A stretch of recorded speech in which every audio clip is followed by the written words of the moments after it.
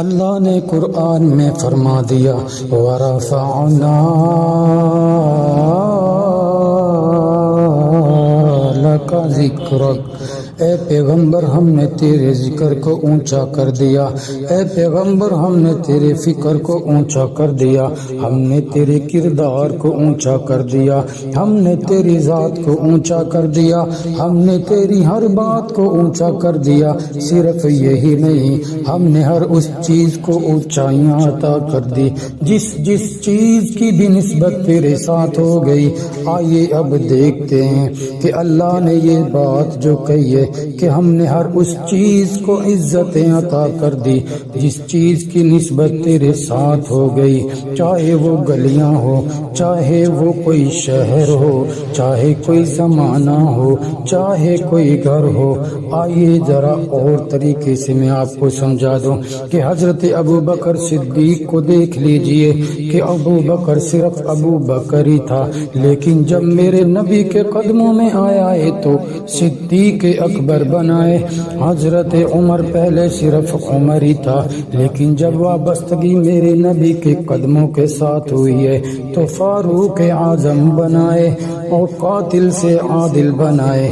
حضرت عثمان پہلے صرف عثمان ہی تھا، لیکن جب اللہ کے نبی کے قدموں میں آ گیا تو ذوالنورین بن گیا، با حیا با وفا بن گیا۔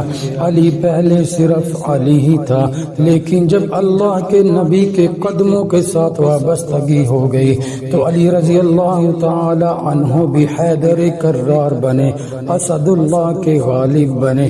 حضرت بلال صرف ایک غلام ہی تھا، رنگ بھی جس کا کالا تھا، ہونٹ بھی جس کے موٹے موٹے تھے۔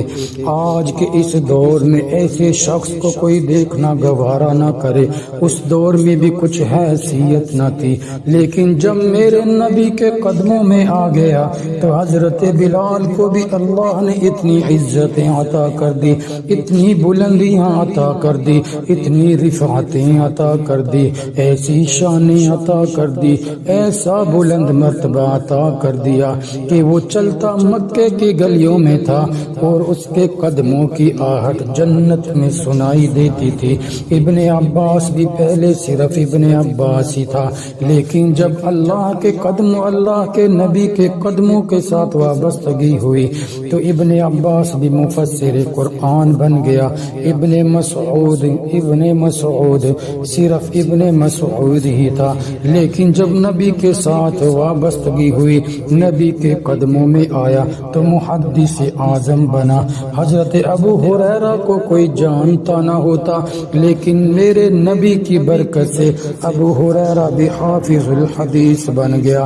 آؤ میرے دوستوں میں ایک اور قصہ سنا دوں کہ حضرت عائشہ صدیقہ طیبہ طاہرہ رضی اللہ تعالی عنہا کے پاس ایک آدمی آتا، ایک صحابی آتا ہے، وہ کہتا ہے کہ اے اماں جان، اے ام المؤمنین، تمام مومنوں کی ماں، مجھے نبی کی سیرت سنا دیجئے، مجھے نبی کا کردار بتا دیجئے، مجھے نبی کے افعال بتا دیجئے، مجھے نبی کے سارے اعمال بتا دیجئے، مجھے نبی کی سیرت سنا دیجئے۔ تو اللہ کے پیارے اور لاڈلے پیغمبر کے دل کی ملکہ حضرت عائشہ صدیقہ طیبہ طاہرہ، ہم مسلمانوں کی ماں، فرماتی ہیں کہ اے پوچھنے والے، کیا تو قرآن نہیں پڑھتا؟ وہ کہتا ہے کہ اے اماں جان، میں قرآن تو پڑھتا ہوں، میں قرآن کی تلاوت تو بلا ناغہ کرتا ہوں، لیکن میرا تو سوال ہی کچھ اور ہے۔ میں نے تو آپ سے مطالبہ کیا ہے کہ آپ مجھے نبی کی سیرت سنا دیجئے۔ تو امی عائشہ فرماتی ہیں کہ اے پوچھنے والے، اے سائل سوال کرنے والے، تو قرآن کھول کے دیکھ، قرآن کے ہر پارے میں، قرآن کے ہر ورق پہ، قرآن کی ہر سورت میں، قرآن کے ہر رکوع میں، قرآن کی ہر آیت میں، قرآن کے ہر لفظ میں نبی کا حسن و جمال بکھرا ہوا ہے۔ میرے دوستو، یہی تو معنی ہے اس آیت کریمہ کا، وَرَفَعْنَا لک ذکرک۔ تو آئیے اسی قرآن سے پوچھتے ہیں کہ اے قرآن میرے نبی کا تعارف بیان کر۔ تو قرآن کیا بول اٹھتا ہے، وَرَفَعْنَا لَكَ ذِكْرَكَ۔ تو آئیے اسی قرآن سے پوچھتے ہیں کہ اے قرآن میرے نبی کا تعارف بیان کر۔ تو قرآن کہتا ہے أَلَمْ يَجِدْكَ يَتِيمًا فَآوَىٰ۔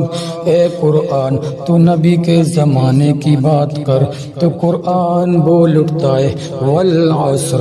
جب پیغمبر کی خوشی کی باری آئی تو قرآن بول اٹھا مبشرا۔ جب پیغمبر کی قیادت کی باری آئی تو قرآن چپ نہ رہا، اللہ نے کہہ دیا نذیرا۔ جب پیغمبر کی دعوت کی باری آئی تو قرآن نے کہا داعیا الی اللہ۔ جب پیغمبر کی بشریت کی باری آئی تو قرآن نے کہہ دیا انما انا بشر مثلکم یوحی الی انما الہکم الہ واحد۔